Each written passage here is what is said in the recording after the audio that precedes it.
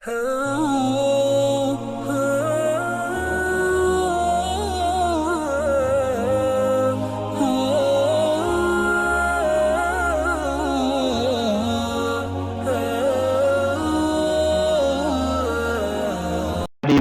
ساری چیزیں ہمیں نہ عقل کے ذریعے سے پتہ چل سکتی تھی، نہ زبان کے ذریعے سے پتہ چل سکتی تھی، نہ ہاتھ کے ذریعے سے پتہ چل سکتی تھی، یہ وحی کے ذریعے سے پتہ چل سکتی تھی۔ وہ وحی کا علم اللہ نے ڈائریکٹ انبیاء کو دیا اور انبیاء نے ہمیں بتایا قرآن کی صورت میں، جو ہمارے سامنے موجود ہے اور ہمارا ان کے اوپر مکمل طور پہ ایمان ہے۔ ایمان ہے یا نہیں؟ تو یہ چیز ہے وحی کی۔ تو وحی کا معنی کیا ہے؟ وحی کی ضرورت کا انسان کو وحی کی ضرورت کیوں پڑتی ہے؟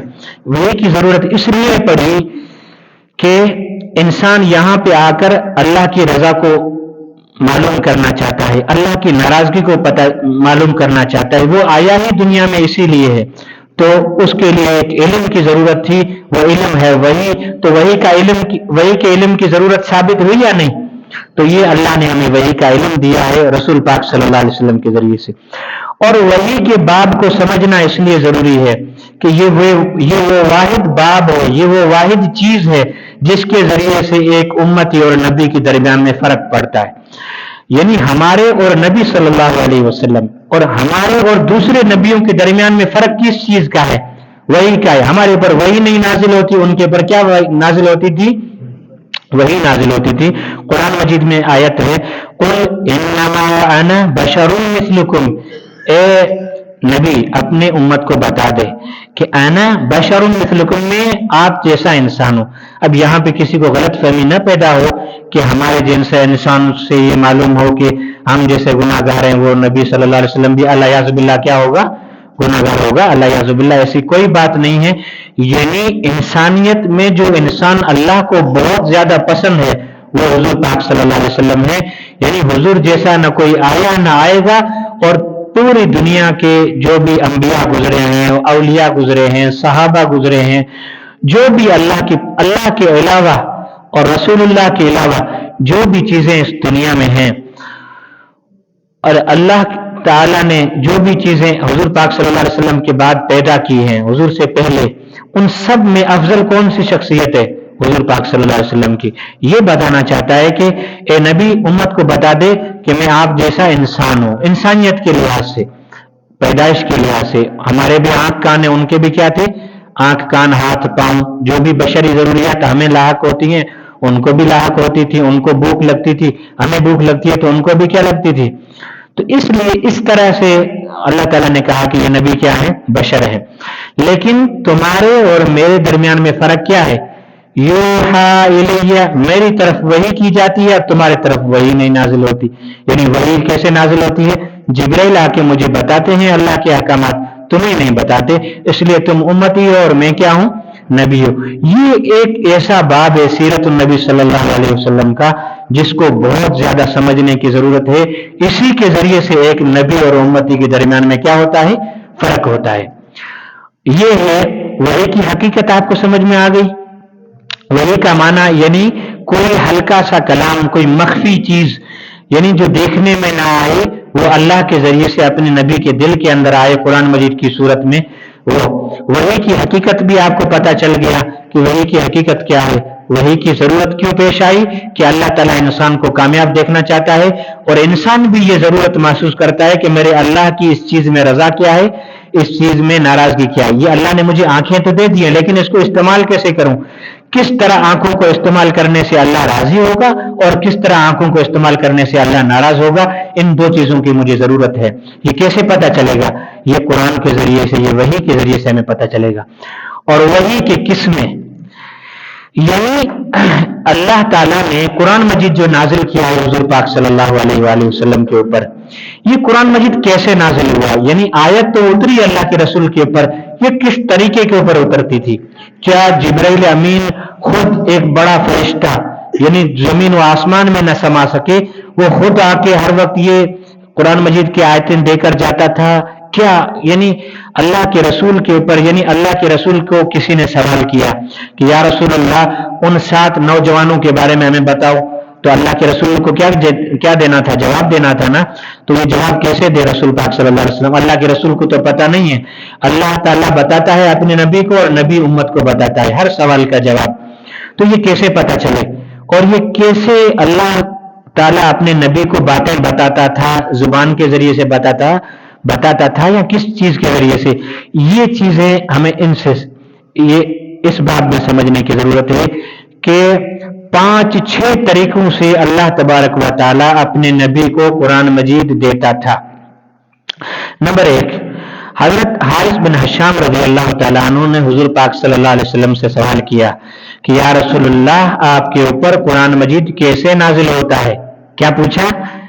یا رسول اللہ، آپ کے اوپر قرآن مجید کیسے نازل ہوتا ہے؟ قرآن مجید ایسے تو نہیں نا کہ ایک ہی رات میں پورا قرآن مجید نازل ہوا؟ نہیں، ضرورت کے مطابق آیت با آیت، سورت با سورت، رکوع با رکوع اس طرح نازل ہوتا تھا. یعنی ضرورت پیش آ گئی، کسی نے سوال کیا کہ بھائی وہ مدین میں رہنے والے حضرت یعقوب علیہ الصلوۃ والسلام یا حضرت یوسف علیہ الصلوۃ والسلام والے مصر میں کیسے آئے؟ اب اس سوال کا جواب کسی اور کتاب میں تھا نہیں، اب قرآن مجید میں اس کا جواب آنا تھا. تو اللہ تعالیٰ نے پورے سورہ یوسف نازل فرمائی یہودیوں کے سوال کے جواب میں. تو یہ کیسے نازل ہوئی؟ قرآن مجید کی آیتیں ضرورت کے مطابق کیسے نازل ہوتی تھی، کن کن طریقوں سے نازل ہوتی تھی، یہ ہمیں سمجھنے کی ضرورت ہے. تو اللہ کے رسول صلی اللہ علیہ وسلم نے فرمایا کہ جب مجھے ضرورت پڑتی ہے، اللہ تعالیٰ نے کوئی چیز میرے اوپر نازل کرتا ہے تو کبھی کبھی گھنٹی کی آواز آتی ہے. یہ جو گھنٹ نہیں ہے، اس کو کیا کہتے ہیں انگلش میں؟ بیل کی آواز. گھنٹی کی آواز بجتی ہے اور پھر یہ جو قرآن مجید کی آیت میرے اوپر نازل ہوتی ہے، یہ کیفیت میرے اوپر سب سے زیادہ بھاری ہوتی ہے. یعنی اتنی میں اپنے آپ اندر تکلیف محسوس کرتا ہوں، شدت محسوس کرتا ہوں کہ اس کا اندازہ نہیں لگا سکتے. آپ اندازہ لگاؤ کہ بعض صحابہ فرماتے ہیں کہ حضور پاک صلی اللہ علیہ وسلم اونٹنی پہ سوار ہوتے تھے، کوئی آیت نازل ہوتی تھی، یعنی حضور تو محسوس کرتے تھے کہ میرے اوپر آیت نازل ہو رہی ہے، دوسرے صحابہ تو نہیں محسوس کرتے نا. تو آیت نازل ہو رہی ہے، اس وزن کی وجہ سے وہ اونٹنی بیٹھ جاتی تھی. حضرت زید بن ثابت رضی اللہ تعالیٰ عنہ فرماتے ہیں کہ ایک مرتبہ ہم مسجد میں بیٹھے ہوئے تھے، حضور پاک صلی اللہ علیہ وسلم کی جو ران ہے میری ران کے اوپر تھی. ایسے بندے جب کٹھے بیٹھتے ہیں تو حضور کی ران حضرت زید بن ثابت رضی اللہ تعالیٰ عنہ کی ران کے اوپر تھی. جیسے آپ کٹھے بیٹھتے ہیں تو ایک کی ران دوسرے کے اوپر. تو حضرت زید بن ثابت فرماتے ہیں کہ حضور کے اوپر ایک کیفیت طاری ہوئی اور مجھے ایسا محسوس ہوا کہ میری ٹانگ کی ہڈیاں ٹوٹنے والی ہیں. میں نے اتنی شدت تکلیف مجھے محسوس ہوئی کہ میرے گھٹنوں کے اوپر کسی نے کوئی پہاڑ رکھ دیا ہے. یہ کیا تھا؟ یہ گھنٹی کی آوازیں تھیں جو قرآن مجید حضور پاک صلی اللہ علیہ وسلم کے اوپر آیتیں نازل ہوتی تھی. اسی طرح بی بی عائشہ صدیقہ رضی اللہ تعالیٰ عنہ فرماتی ہیں کہ سخت سردی کی موسم میں دیکھتی تھی کہ حضور کے اوپر جب وحی نازل ہو رہی ہے تو کیا ہوتا تھا؟ حضور پاک صلی اللہ علیہ وسلم کے پیشانی سے ایسے بارش کی قطروں کی طرح یہ پسینہ نکلتا تھا. یعنی سردی میں بھی اتنی وحی کی شدت. یہ قرآن مجید کوئی ہلکی چیز تو نہیں ہے نا، اللہ کا کلام ہے اپنا. یہ وہ کلام ہے جو حضرت موسیٰ علیہ الصلوۃ والسلام نے برداشت نہیں کیا. موسیٰ علیہ الصلوۃ والسلام نے کہا یا اللہ میں آپ کی زیارت کرنا چاہتا ہوں.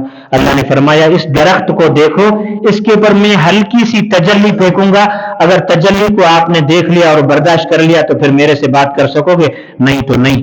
تو پھر کیا ہوا؟ فخر موسیٰ صعقا، خود بے ہوش ہو کے گر گئے اور 70 بندے اور تھے وہ بھی بے ہوش ہو گئے. تو یہ حضور پاک صلی اللہ علیہ وسلم کے اوپر جو قرآن مجید نازل ہوا ہے یہ ڈائریکٹ اللہ تعالیٰ کا کلام. اس کے اندر جو قوت تھی اس کے لیے اللہ تعالیٰ نے انتظامات کتنے فرمائے کہ غار حرا میں جبرائیل امین نے حضور پاک صلی اللہ علیہ وسلم کے دل مبارک کو چیر کر اس میں وہ پاور بھی فٹ کیا جو قرآن مجید کو برداشت کر سکے. وہ قرآن جس کی آیتوں کو دل میں لینے کے لیے پہاڑوں نے جواب دے دیا کہ ہم نہیں اس کا وزن برداشت کر سکتے، آسمانوں نے کہا ہم نہیں برداشت کر سکتے قرآن مجید کی آیتوں کا وزن، تو انسانی نے برداشت کیا حضور پاک صلی اللہ علیہ وسلم کے ذریعے سے. یہ ساری تکلیفیں حضور نے برداشت کی ہیں. پھر صحابہ کی زبان کے پر یہ قرآن مجید جاری ہوا اور پھر چلتے چلتے چلتے قرآن مجید پڑھنا ہمارے لیے اتنا آسان ہو گیا کہ اب ہمیں پڑھنے میں کوئی تکلیف نہیں ہوتی ہے کوئی تکلیف نہیں نا. تو یہ ہے پہلی وحی کی قسم. کیا ہے؟ قرآن مجید اس طرح نازل ہوتا تھا کہ گھنٹی کی آواز بجتی تھی، حضور کچھ بھی نہیں دیکھتے تھے، بس دل میں ایسے قرآن مجید کی آیتیں آ رہی ہیں، حضور سن رہے ہیں، اور جیسے ہی وہ آوازیں ختم ہوئی حضور کو وہ آیتیں یاد ہو جاتی تھی. اِنَّ عَلَيْنَا جَمْعَهُ وَقُرْآنَهُ فَإِذَا قَرَأْنَاهُ فَاتَّبِعْ قُرْآنَهُ. اب دوسری وحی کی قسم فَاتَّبِعْ قُرْآنَهُ.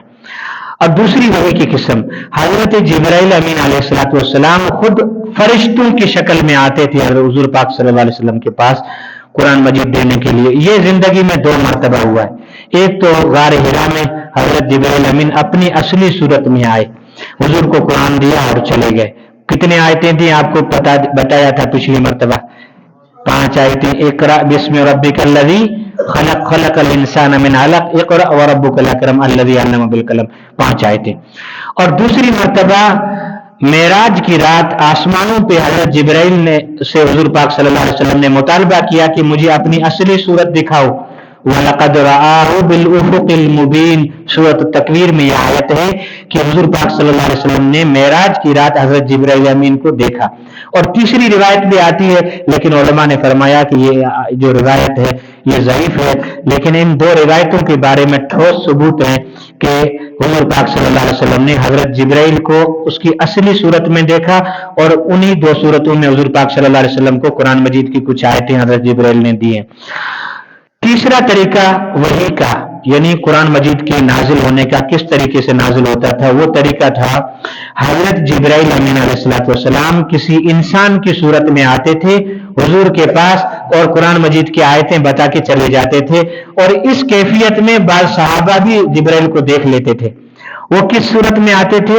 ایک بہت خوبصورت صحابی تھے، حضور پاک صلی اللہ علیہ وسلم کی مشابہ تھے، بہت حسن میں بہت زیادہ، سب سے زیادہ حسین صحابی تھے حضرت دحیہ کلبی رضی اللہ تعالیٰ عنہ. اس کی صورت میں آتے تھے حضرت جبرائیل امین اور حضور کو قرآن بتا کے چلے جاتے تھے. حضور نے فرمایا کہ میرے لیے وحی کی یہ صورت بہت زیادہ آسان تھی، مجھے کوئی تکلیف نہیں ہوتی تھی، کیونکہ ایک انسان سے بات کر رہا ہے، اس میں کیا مشکل ہے. لیکن ایک جبرائیل امین کو زمین اور آسمان کے بیچ میں دیکھنا کتنا مشکل ہے. انسان بشر ہے بیچارہ، وہ پریشان ہوگا یا نہیں؟ موسیٰ علیہ السلام کو پتا ہے کہ اللہ تعالیٰ مجھے ضائع نہیں کرے گا، پھر بھی جب لاٹھی پھینکی اور وہ سانپ ابھرا، پورے ان کی چھوٹی چھوٹی چیزوں کو کھا گیا، اس سانپ کو دیکھ کر حضرت موسیٰ خود بھی بھاگے.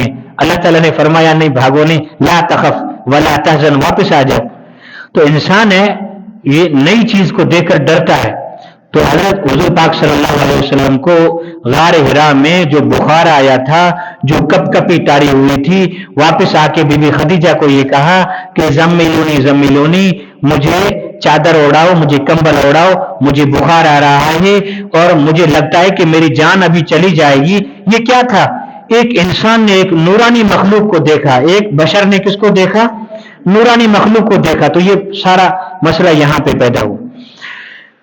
اچھا، تو یہ کچھ قسمیں ایسی ہیں کہ فرشتے حضور پاک صلی اللہ علیہ وسلم کے اوپر گھنٹی کی آواز آتی تھی، اور نمبر 2 فرشتہ اپنی اصلی صورت میں آ کے قرآن مجید دیتا تھا، نمبر 3 فرشتہ انسان کی صورت میں آ کے قرآن مجید دیتا تھا، اور چوتھی صورت یہ تھی کہ کبھی کبھی فرشتہ نہیں دیکھنے میں آتا تھا، دل میں ایک خیال پیدا کر کے چلا جاتا تھا.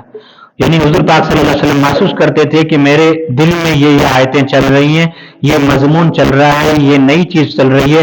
حضور پاک صلی اللہ علیہ وسلم سمجھ جاتے تھے کہ اللہ تعالیٰ کی طرف سے قرآن مجید کی آیتیں نازل ہو رہی ہیں. وہ حضور پاک صلی اللہ علیہ وسلم صحابہ کو بتا دیتے تھے، یعنی دل کے اندر الہام پیدا ہوتا تھا. تو یہ چوتھی صورت. اس کے علاوہ بھی کچھ صورتیں اور تھیں، یعنی نیند میں سوتے ہوئے خواب میں حضور پاک صلی اللہ علیہ وسلم کو اللہ تعالیٰ کی طرف سے، اور اسی طرح اللہ تعالیٰ بالمشافہہ آمنے سامنے حضور پاک صلی اللہ علیہ وسلم کو قرآن مجید دیتا تھا. یہ کب ہوا زندگی میں؟ ایک مرتبہ. کب؟ شب معراج کو. شاباش، یہ زندگی میں ایک مرتبہ. یعنی قرآن مجید حضور پاک صلی اللہ علیہ وسلم کے اوپر ان طریقوں سے نازل ہوا. یہ پتہ چل گیا آپ کو؟ ٹھیک ہے، آگے چلیں. اچھا تھوڑا سا بیک گراؤنڈ آپ کو پتہ لگے، یعنی ہم پہنچے تھے سیرت النبی صلی اللہ علیہ وسلم کے سبق میں کہاں پہ کہ حضور پاک صلی اللہ علیہ وسلم کے پر وحی نازل ہوئی، جبرائیل امین آیا اور حضور پاک صلی اللہ علیہ وسلم سے فرمایا کہ آپ پڑھو اقرا۔ حضور پاک صلی اللہ علیہ وسلم نے فرمایا کہ میں نہیں پڑھ سکتا، میں نہیں پڑھ سکتا اور مجھے پڑھنا نہیں آتا کیونکہ میں امی ہوں۔ تو حضور پاک صلی اللہ علیہ وآلہ وسلم کے اوپر ایک کیفیت طاری ہوئی، ہیبت طاری ہوئی، جیسے ہی بی بی خدیجہ کے پاس آئے اور بی بی خدیجہ نے حضور پاک صلی اللہ علیہ وسلم کو سے کیا فرمایا کہ آپ کو اللہ تعالیٰ کبھی ضائع نہیں کرے گا، اور کتنی چیزیں بتائیں حضور کی خوبیاں، 4-5 بتائیں کہ انک لتصل الرحم، آپ صلہ رحمی کرتے ہیں، نمبر 2 آپ مسکینوں کا بوجھ اٹھاتے ہیں، نمبر 3 آپ لوگوں کے درمیان میں صلح کراتے ہیں، نمبر 4 آپ کیا کرتے ہیں جو بالکل غریب ہو اس کی مدد کرتے ہیں، بے سہارا ہو اس کو سہارا دیتے ہیں، بیواؤں کی مدد کرتے ہیں۔ ان خوبیوں کی وجہ سے اللہ تعالیٰ آپ کو کبھی ضائع نہیں کرے گا۔ اس تسلی سے حضور پاک صلی اللہ علیہ وسلم کا غم ہلکا ہوا۔ اب بی بی صاحبہ نے سمجھا کہ یہ بھی کافی نہیں ہے کہ میری باتوں کی وجہ سے حضور پاک صلی اللہ علیہ وسلم کو مکمل اطمینان ہو گیا ہو، مزید تسلی کے لیے، مزید تشفی کے لیے بی بی خدیجہ رضی اللہ تعالیٰ عنہ نے حضور پاک صلی اللہ علیہ وسلم کو کہاں پہ لے گئی؟ ورقہ بن نوفل۔ یہ کون تھا؟ بی بی خدیجہ کا کزن تھا، چچا زاد بھائی تھا، اس کے پاس لے گئی اور ان سے ساری کیفیت بیان کی۔ سنو اپنے بھتیجے سے کیا کہتا ہے، سلام کیا، اپنے بھتیجے سے پوچھو کہ کیا کہتا ہے۔ حضور پاک صلی اللہ علیہ وسلم نے ساری چیزیں بتائیں۔ یہ پیچھے سارا واقعہ گزرا ہے، صرف یہاں پہ جو ہمیں اس سے سبق کیا ملتے ہیں وہ ہمیں لینے کی ضرورت ہے۔ تو وہاں پہ ورقہ بن نوفل نے کہا کہ آپ کے لیے خوشخبری ہے کہ بھائی یہ وہی ناموس ہے، یہ وہی فرشتہ ہے جو تورات میں لکھا ہوا ہے کہ حضرت موسیٰ علیہ السلام کے پاس بھی اللہ تعالیٰ کا پیغام لے کر آتا تھا، حضرت عیسیٰ علیہ السلام کے پاس بھی اللہ تعالیٰ کا پیغام لے کر آتا تھا۔ تو یہ ورقہ بن نوفل نے تسلی دی کہ آپ پریشان ہونے کی ضرورت نہیں ہے، اللہ تعالیٰ نے آپ کو ایک نبی بنایا ہے، تورات میں نے یہ پڑھا ہے، انجیل میں نے یہ پڑھا ہے، اور وہ عبرانی زبان میں تورات یا زبور انجیل لکھتا تھا۔ ورقہ بن نوفل اس وقت بہت بڑے عالم تھے اور حق کے اوپر تھے اور سچ کے اوپر تھے۔ وہاں پہ انہوں نے ایک اور بات بتائی تھی، شاید میں نے پچھلے سبق میں بتائی یا نہیں، وہ یہ بتائی تھی کہ اس زمانے میں کاش میں آپ کے پاس ہوتا یا میں آپ کے ساتھ ہوتا، یا میں آپ کی مدد کر سکتا، لیکن نہیں کر سکوں گا کیونکہ میری عمر اس حد کو پہنچ چکی ہے کہ میری آنکھیں خود سے نہیں کھلتی، میں اپنے ہاتھوں کے ذریعے سے اپنے آنکھوں کے ان پلکوں کو کھولتا ہوں۔ اتنے بوڑھے ہو گئے تھے، بڑی عمر تھی اس کی، تو میں سمجھتا ہوں کہ چند دنوں میں میری وفات ہونے والی ہے، لیکن میری خواہش ہے کہ جب آپ کو آپ کی قوم اپنے قبیلے سے، اپنے گھر سے، اپنے وطن سے نکالے گی، اس وقت میں آپ کا ساتھ دوں، یہ میری بڑی خواہش ہے۔ تو حضور پاک صلی اللہ علیہ وسلم نے کیا فرمایا؟ او مخرجیہم، بڑے حیران ہوئے کہ وہ مجھے نکالیں گے اپنے گھر سے، اپنے وطن سے، اپنے علاقے سے کیسے نکالیں گے؟ تو ورقہ بن نوفل نے کہا کہ جس نبی نے بھی یہ پیغام اپنی قوم کو سنایا ہے، اسی قوم نے اپنے نبی کو نکالا ہے اپنے گاؤں سے، یہ آپ کے ساتھ نہیں، 1,24,000 نبیوں کے ساتھ ہوتا ہوا آ رہا ہے۔ تسلی رکھیں، آپ کے ساتھ یہ ہوگا، لیکن کامیابی اور انجام بہرحال آپ کا ہی بہتر ہوگا۔ تو یہ ساری باتیں ہوئی وہاں پہ، لیکن ہمیں ان ساری ملاقات سے کیا سبق ملتا ہے آج کے اس دور میں؟ یہ سمجھنے کی یہ چیز ضرورت نہیں ہے کہ بھئی یہ واقعہ ہو گیا، قصہ ہو گیا، لیکن اس ورقہ بن نوفل کے قصے سے ہمیں کیا سبق ملتا ہے، آج کے دور میں ہم کیا اس سے سیکھ سکتے ہیں، یہ ہمیں وہاں پہ سمجھنے کی ضرورت ہے۔ نمبر 1، بی بی صاحبہ ہمیں یہ سبق ملتا ہے کہ اہل علم کی طرف رجوع کرنا اور اس کی اہمیت، یعنی ہمیں کوئی بھی مسئلہ پیش آئے، بی بی خدیجہ رضی اللہ تعالیٰ عنہ کی سیرت سے ہمیں یہ پتہ چلتا ہے کہ ہمارے اوپر کوئی بھی حادثہ پیش آ جائے، کوئی بھی مشکل پیش آ جائے، اس کو صحیح طرح سے سمجھنے کے لیے ہمیں کہاں پہ جانے کی ضرورت ہوگی؟ اپنے علاقہ کے اہل علم لوگوں کی طرف، جو سمجھتے ہیں، جو تجربے کار لوگ ہیں، جنہوں نے اپنی زندگی کا بڑا حصہ کس میں گزارا ہے؟ تجربے میں گزارا ہے، علم میں گزارا ہے، تعلیم میں گزارا ہے۔ اگر ایسا کوئی مسئلہ آج بھی ہمارے ساتھ پیش آ جائے تو ہمیں صرف اپنے گھر کے لوگوں کے باتوں کے اوپر اکتفا نہیں کرنا چاہیے، اہل علم کی طرف رجوع کرنا چاہیے. یہ ہمیں پہلا تو یہ سبق ملتا ہے. سمجھ گئے آپ اس چیز کو؟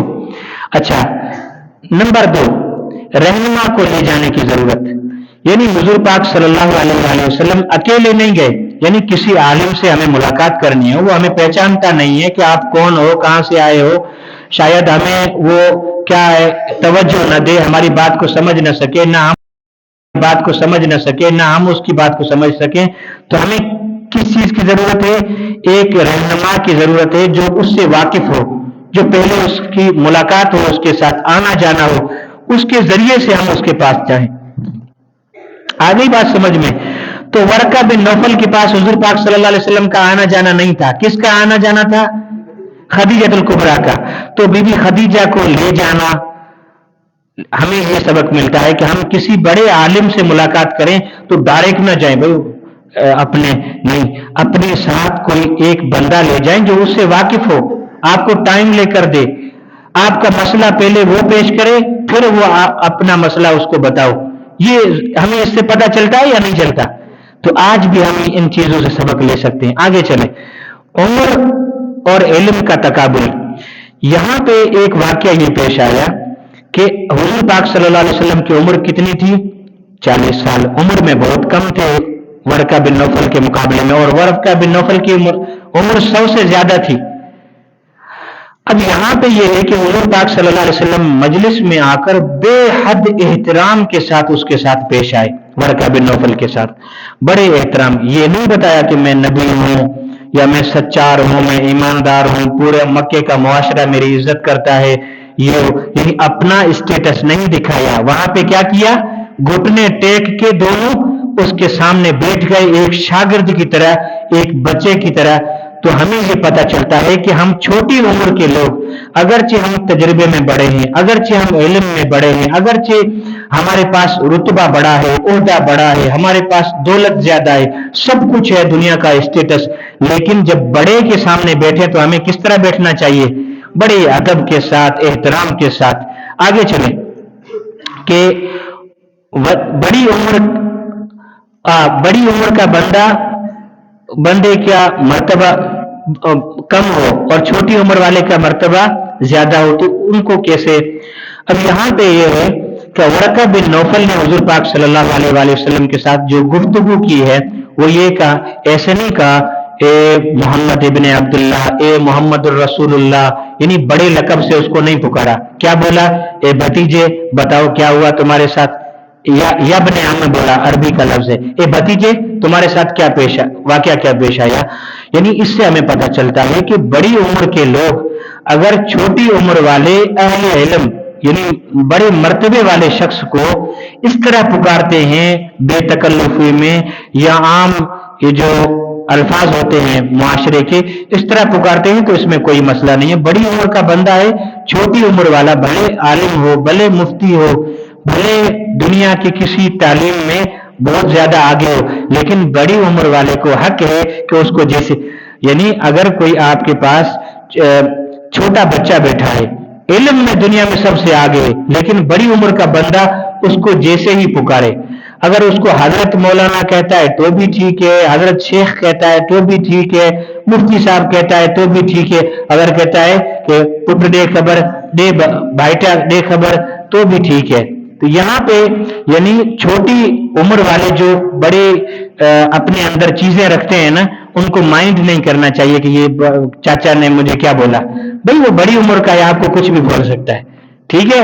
تو حضور پاک صلی اللہ علیہ وسلم نے کوئی مائنڈ نہیں کیا. بھتیجے کے لفظ کے اوپر کیا ہو گئے؟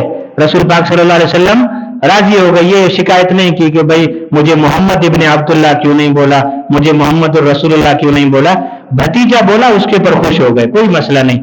تو یہ ہمیں یہ سبق ملتا ہے کہ آپ نوجوان ہیں، آپ فزکس میں دنیا میں بڑے ماہر بن سکتے ہیں، سائنسدان بھی بن سکتے ہیں، کمپیوٹر میں بہت آپ کی لیول بہت بڑی ہوگی، لیکن گاؤں کا کوئی بوڑھا تجربے میں آپ سے بڑا ہے، آپ کو بیٹا کہتا ہے، بھتیجا کہتا ہے، تو مائنڈ نہیں کرنا، خوش ہونا کہ بھئی بڑے نے مجھے بے تکلفی میں بولا ہے. ٹھیک ہے، یہ ان الفاظ میں ایک محبت ہوتی ہے.